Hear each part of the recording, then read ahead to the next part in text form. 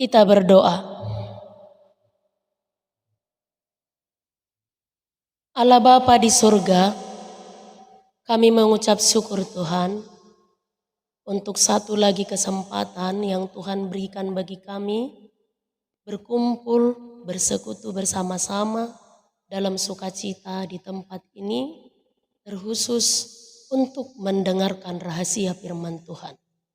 Kami pun memohon kebaikan-Mu, kiranya Engkau berkenan dengan Roh Kudus-Mu, menguasai, menuntun, dan mengendalikan setiap hati dan pikiran kami yang hadir di sini, sehingga kami dapat menerima dengan baik, memahami dengan baik firman Tuhan yang akan Kau nyatakan saat ini. Dalam Kristus Yesus kami telah memohon. Amin.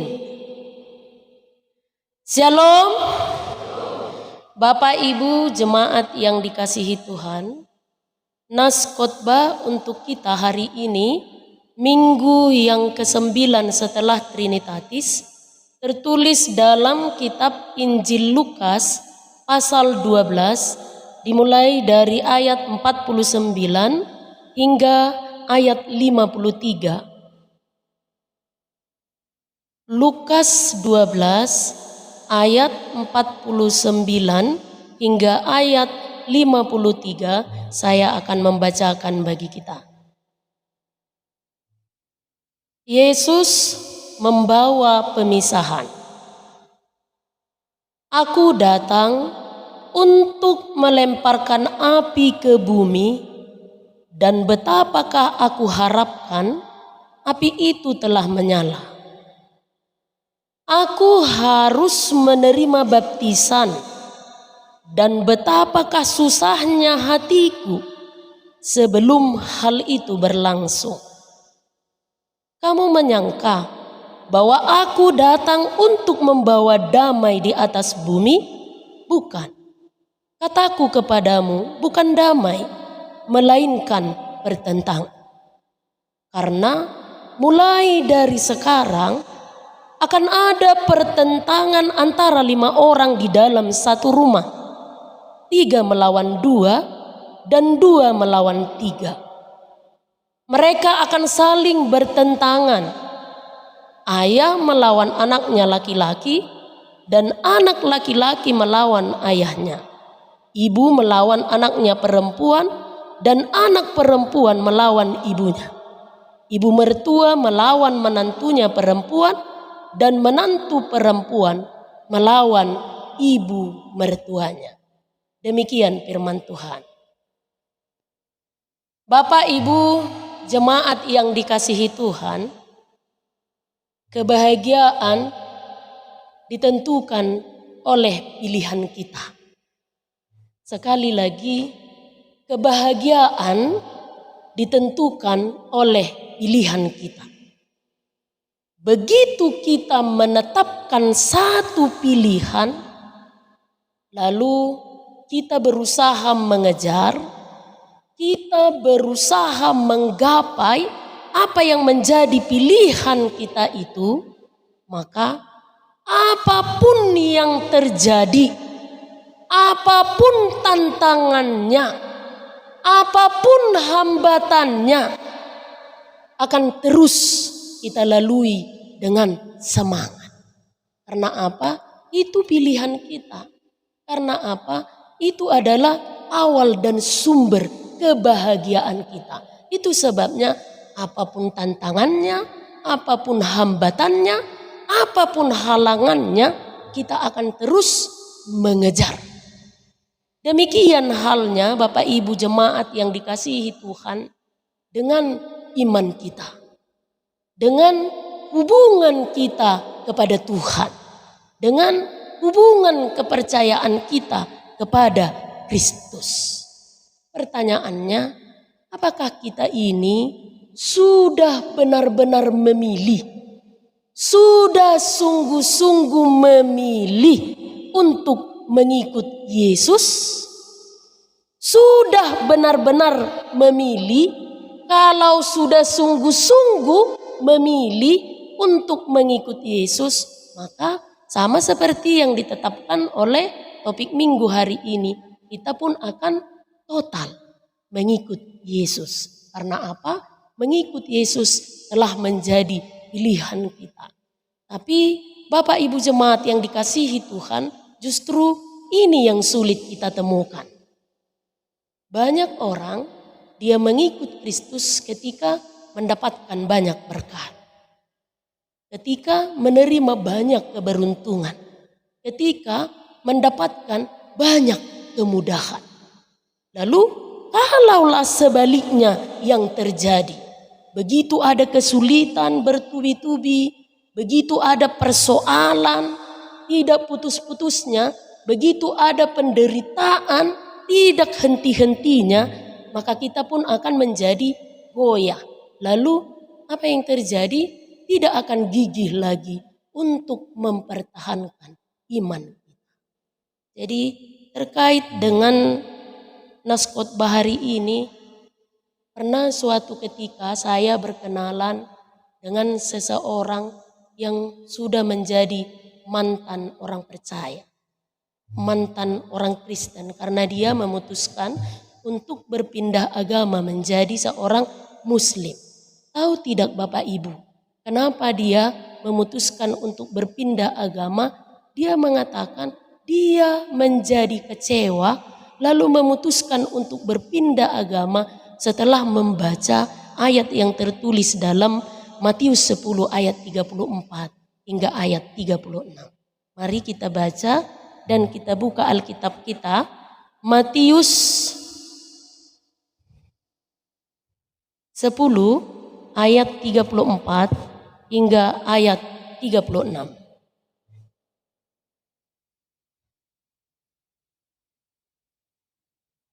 Matius 10 ayat 34 hingga ayat 36. Mari kita baca ayat ini bersama-sama, dengan tenang kita membaca supaya kita dapat memahami dengan baik. 34 hingga 36. Mari kita baca bersama-sama. 1, 2, 3. Jangan kamu menyangka bahwa aku datang untuk membawa damai di atas bumi. Aku datang bukan untuk membawa damai, melainkan pedang. Sebab aku datang untuk memisahkan orang dari ayahnya, anak perempuan dari ibunya, menantu perempuan dari ibu mertuanya, dan musuh orang ialah orang seisi rumahnya. Saya pikir sama seperti seseorang yang saya ceritakan di awal tadi, yang tadinya dia seorang Kristen lalu dia menjadi kecewa setelah membaca firman ini. Di antara yang kita yang hadir saat ini pun saya yakin banyak yang merasa bingung. Karena itu kita perlu hati-hati untuk memahami ayat ini.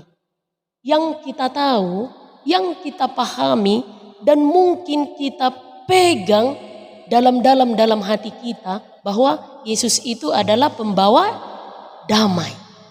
Dia datang untuk menggembalakan hidup kita. Dia datang untuk menuntun hidup kita. Dia datang untuk mendamaikan hati kita. Lalu kenapa dalam ayat ini seolah-olah ya, dalam tanda kutip Yesus itu menjadi provokator, menjadi pemisah seorang dengan yang lain, menimbulkan pertentangan seorang dengan yang lain. Bisa saja ayat ini mendatangkan kebingungan bagi kita, Bapak Ibu jemaat yang dikasihi Tuhan.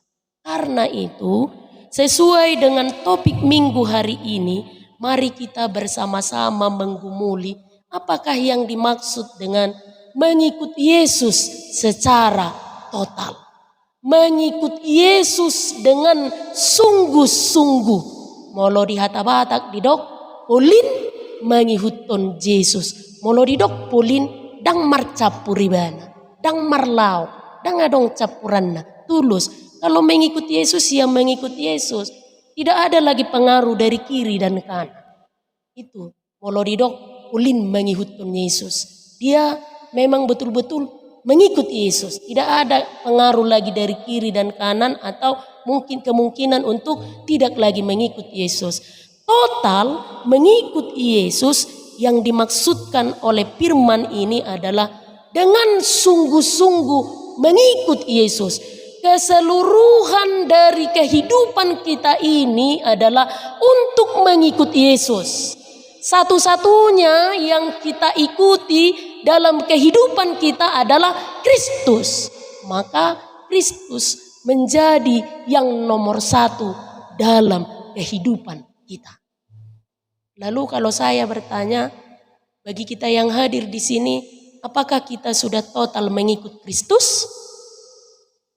Manang arong do petahe aka hambatan amang inang saya nang tehutur dunian hibul rohakku mengikut Yesus alai saya gudang hambatan itu tahe berat tidang total do pekan ma kira-kira kehambatan ni boido keluarga boido adat boido ekonomi boido sahid pamatang nagok hagaleon ope boido mengabat alai na ubal gasiani ima ela-ela ni sibolis nagumudang siani ima ela-ela ni sibolis dang polid dope adong dope ruang masih ada ruang dalam hati kita itu untuk tempat bagi iblis bekerja sehingga terkadang kita terhambat.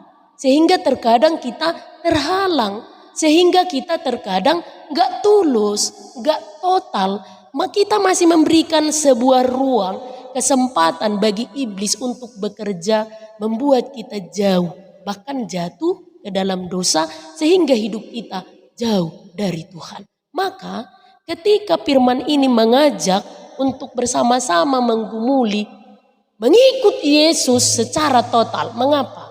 Mengapa kita harus mengikut Yesus secara total? Maka setidaknya ada 3 hal yang akan kita pelajari dari nas khotbah hari ini Bapak Ibu. Mengapa mengikut Yesus harus, ini keharusan bagi kita, wajib, harus secara total? Jawaban yang pertama berangkat dari ayat yang ke-49 firman Tuhan hari ini dikatakan bagi kita, karena penghakiman itu dahsyat. Karena penghakiman itu dahsyat. Dari ayat 49 dikatakan, aku datang untuk melemparkan api ke bumi. Jadi beberapa dari ayat Alkitab ini menggambarkan bahwa kedatangan Tuhan Yesus itu sama seperti api. Yang jelas-jelas kita lihat dan kita ingat adalah ketika Allah memusnahkan Sodom dan Gomora itu dengan api dan belerang. Nah, hari ini Yesus katakan itu. Mengapa kita harus mengikuti Yesus secara total? Karena penghakiman itu dahsyat. Unang masuk terbayak kon penghakiman na dahsyati. Molo tiba-tiba may lepar hodongamu. Sedahau na mardonga gara. Lepar hod tujulong. Apa yang terjadi? Kita akan berpencar lalu menghindar. Itu artinya kita apa? Merasa takut. Itu masih bara loh. Bara api yang kecil. Nah, firman ini katakan, aku datang untuk melemparkan api ke bumi. Itu berarti melempar api ke bumi. Kedatangan Yesus yang kedua kalinya itu adalah untuk menghakimi, menghukum, mengadili. Kalau tadi disaksikan oleh pemazmur Asaf dalam ayat epistel yang kita baca tadi, Allah akan datang sebagai hakim yang mengadili. Yesus akan datang kedua kalinya dengan melemparkan api ke bumi. Jadi mengapa kita harus mengikut Yesus secara total? Karena penghakiman itu dahsyat. Jadi hari-hari ini Bapak Ibu jemaat yang dikasihi Tuhan, mari kita pakai untuk merenung. Jangan lagi berbuat sesuka hati. Seolah-olah penghakiman itu tidak ada. Seolah-olah hukuman itu tidak ada. Seolah-olah pengadilan yang dari Allah itu, pengadilan yang ilahi itu tidak ada. Jadi kenapa konteks firman ini terjadi? Karena orang-orang Yahudi pada saat itu berpikir seperti ini. Allah itu kan berada di sebuah tempat yang jauh, teramat sangat jauh dan tersembunyi.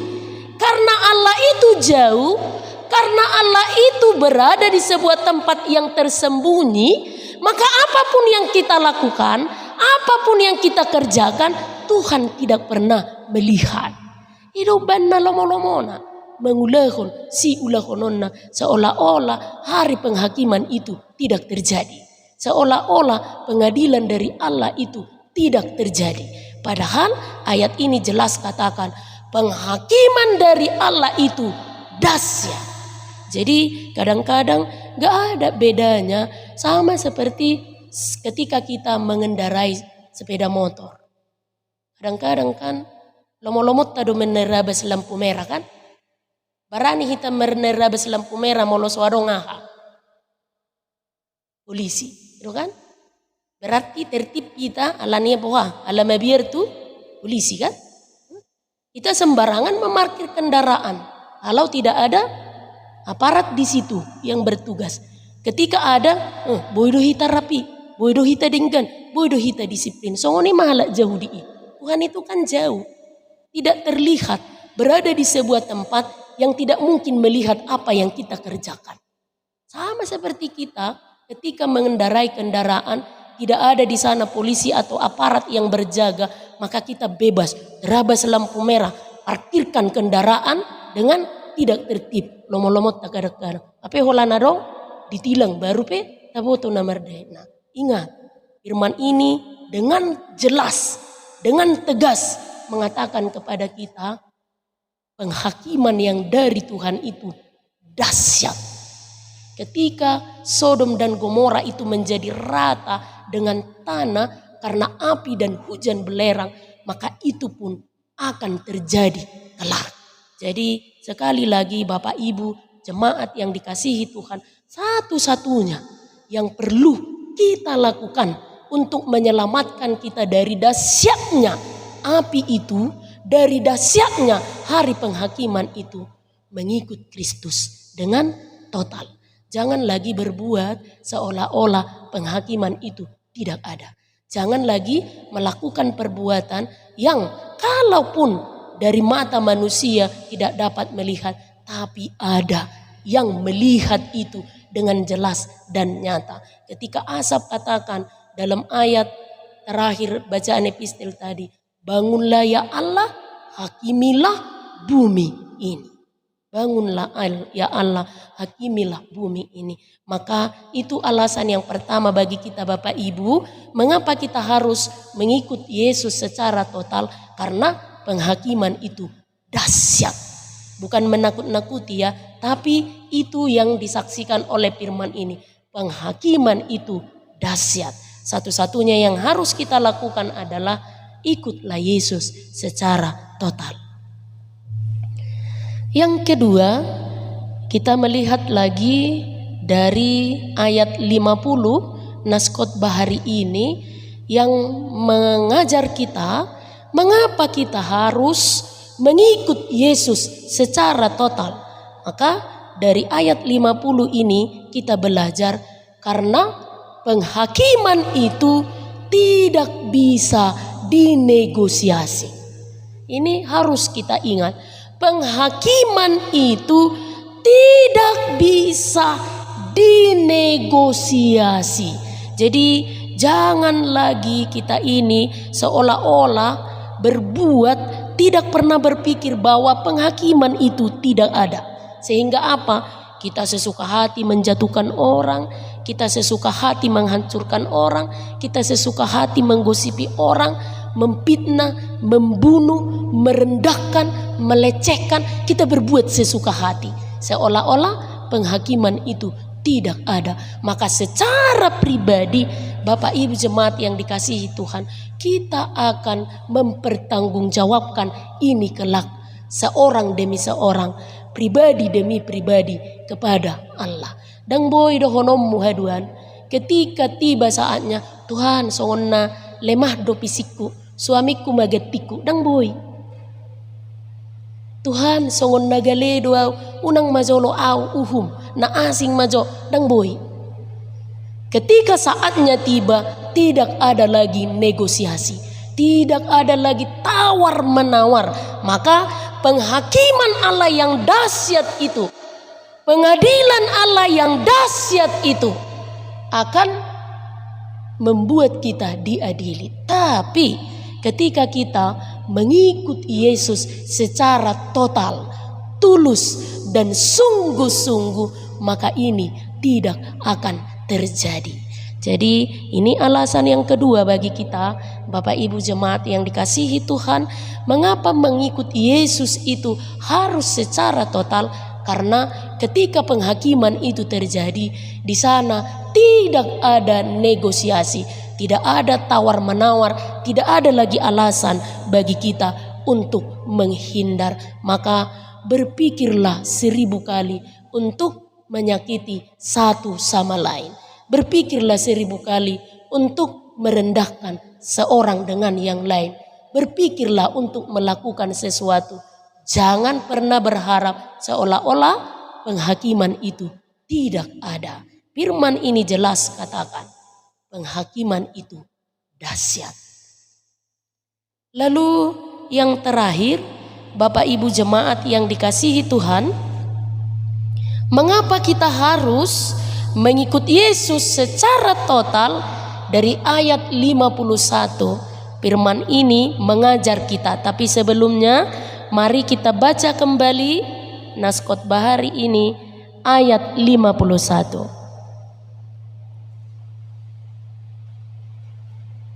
Kita baca bersama-sama ayat 51, 1, 2, 3. Kamu menyangka bahwa aku datang untuk membawa damai di atas bumi?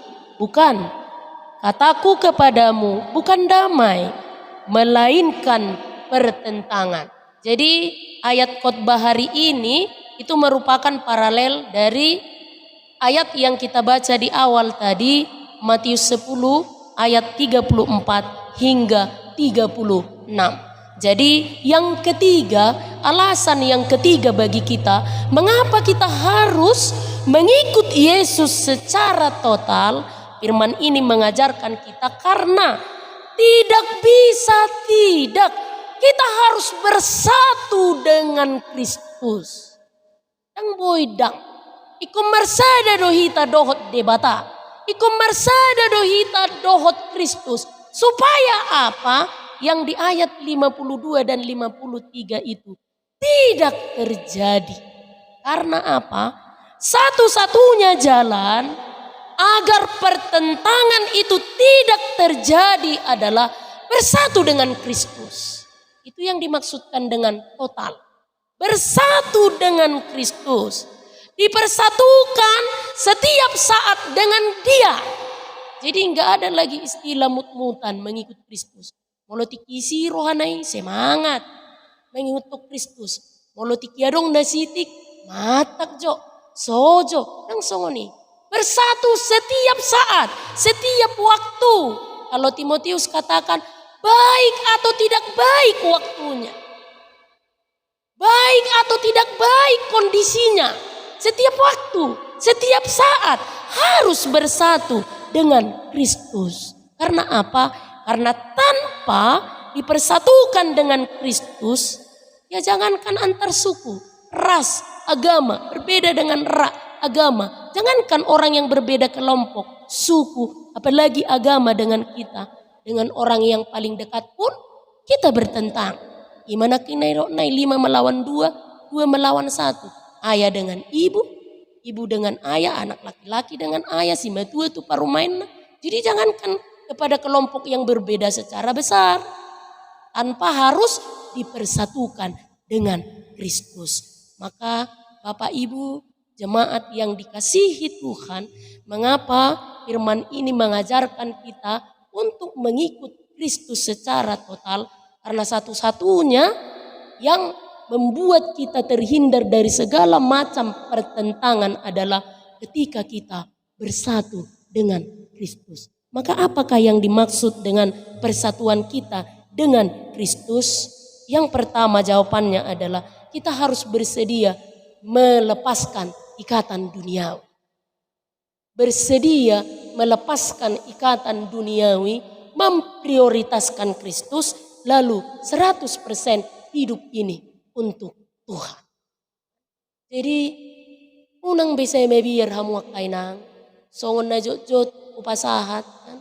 Adong ina terus busisaw, meredepe busisaw, dan ginikmati parsoran na dongan na. Alanya walan waktu na mulak busisaw ni benang. Alanya mololewat otik amay do amat tanah, nang mulak ko, igerejay maho, rin na kan. Molo terjadi may sehalina itu hita inang, apa yang harus kita lakukan? Ini yang dimaksudkan oleh firman ini. Bersatu dengan Kristus itu, bersedia melepas ikatan dunia ini. Alay nangat tordohono mononinang, molo ido amat tamay jabu. Basta terlepet ko, igarizay mo, nang pula mulak ko. Molo ido dono mo sirak kita, nangat torsongonit. Bah, ya jari nang bibel hami. Molo bersatu dengan Kristus, total mengikut Kristus, melepas ikatan dunia. Unang atur mga sangasak kamu. So tung ruan no nakaamata mademo hami tu jab kan. Aya sa rokko tu punguan inay so tungin. Sirak kita unang atur songon. Molo idok melepas ikatan dunia, prioritaskan dulu pelayananmu dan hubunganmu kepada Tuhan. Atur dokot jusonon anom maju hita na berbeda marari kamis majuaw. Molo perlu mula marari kamis tasabung muse na berbeda. Puy songon itu. Lepaskan ikatan duniawi ini, lalu 100% untuk Tuhan. Bapak Ibu jemaat yang dikasihi Tuhan, dahsyatnya hari penghakiman ini tidak seorang pun di antara kita yang tahu. Tapi Yesus berjanji tandanya ada. Maka ketika kita melihat ada banyak bencana alam yang menelan banyak korban, maka ini seharusnya mengajak kita untuk merenung, ingok ma. Hukuman Allah yang dahsyat itu cepat atau lambat akan segera tadi katanya ayat 49. Lalu ketika kita melihat banyak pejabat yang telah tertangkap tangan, terkurung bahkan terpenjara karena korupsi, seharusnya ini mengingatkan kita berhentilah untuk korupsi dan mengambil yang bukan milik. Ketika banyak tempat kebanjiran, di mana-mana banyak kebanjiran, maka seharusnya kejadian ini mengingatkan kita untuk memelihara alam ini. Karena dengan memelihara alam ini, maka kesejahteraan pun akan terjadi bagi kita. Kalau kita mendengar banyak petani yang mengalami gagal panen, maka kejadian ini harus mengingatkan kita merenung kembali dan menjaga keseimbangan ekosistem. Ketika kita pun banyak mendengar kasus pemerkosaan setabi, kasus pelecehan seksual, itu yang dilakukan oleh ayah kandung, paman kandung, bahkan saudara laki-laki, maka ingatlah, bahkan orang terdekat pun tidak menjamin keamanan dan kenyamanan bagi kita. Sekali lagi, Bapak Ibu jemaat yang dikasihi Tuhan, hari ini, kesempatan ini, dan mungkin perjalanan hidup ke depan yang Tuhan berikan bagi kita kesempatan yang panjang, lalu dengan firman Tuhan hari ini kita hendak diingatkan. Ikutlah Yesus secara total. Ikutlah Yesus secara total. Karena apa? Penghakiman itu dahsyat. Jadi jangan lagi sekali-kali berpikir bahwa hari penghakiman itu tidak ada. Penghakiman itu dahsyat. Ikutlah Yesus secara total. Karena apa? Ketika saatnya tiba hari penghakiman itu terjadi, kita tidak bisa bernegosiasi dengan Tuhan. Lalu ikutlah Yesus secara total. Tidak bisa tidak. Ini mengajak kita, mengingatkan kita untuk bersatu dengan Tuhan.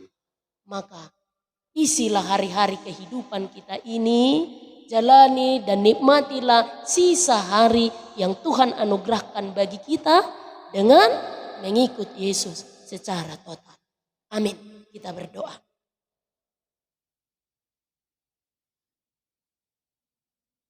Tuhan, terima kasih untuk firman-Mu yang sungguh-sungguh menguatkan kami, mengajar dan mengingatkan kami agar kami sama-sama menggumuli mengikut Yesus secara total, tulus, dan hidup kami 100% kami persembahkan hanya untuk-Mu. Kami menyadari dalam sekitar kami ada banyak tantangan, banyak pengaruh, banyak hambatan, sehingga terkadang kami memutuskan untuk tidak total mengikut Yesus. Kami lebih memilih apa yang mengasihkan bagi kami yang ada di bumi ini. Hari ini Tuhan, ketika kami mendengar firman-Mu, kami pun memohon pengampunan kepada Bapa di sorga. Sebelum hari penghakiman yang dahsyat itu tiba, tuntunlah kami Tuhan, agar kami melakukan pertobatan yang sungguh-sungguh. Tuntunlah hati kami Tuhan, agar sebelum kami melakukan perbuatan dan bertindak, kami senantiasa memikirkan bahwa penghakiman-Mu yang dahsyat itu kelak akan tiba. Jauhkan kami dari pengaruh, tantangan, dan godaan iblis yang terus-menerus mengikat dan membawa kami semakin jauh dari Tuhan. Kami memohon kepadamu, teguhkan iman dan percaya kami. Kuatkan kami untuk menghadapi segala tantangan, cobaan, dan pengaruh yang berada di sekitar kami. Terima kasih Tuhan untuk persekutuan kami yang indah bersama jemaat Tuhan hari ini. Kiranya Engkau berkenan memberkati kami yang hadir di tempat ini dengan berkat-Mu yang melimpah-limpah. Pun demikian dengan jemaat-Mu yang belum boleh hadir bersama-sama dengan kami bersekutu di tempat ini. Dimanapun mereka berada, apapun yang sedang mereka kerjakan, kiranya Engkau pun berkenan menjaga dan memelihara hidup mereka. Kami berserah hanya padamu saja Tuhan, dalam melanjutkan aktivitas, kegiatan, dan pelayanan kami. Dalam Kristus Yesus kami telah memohon. Amin.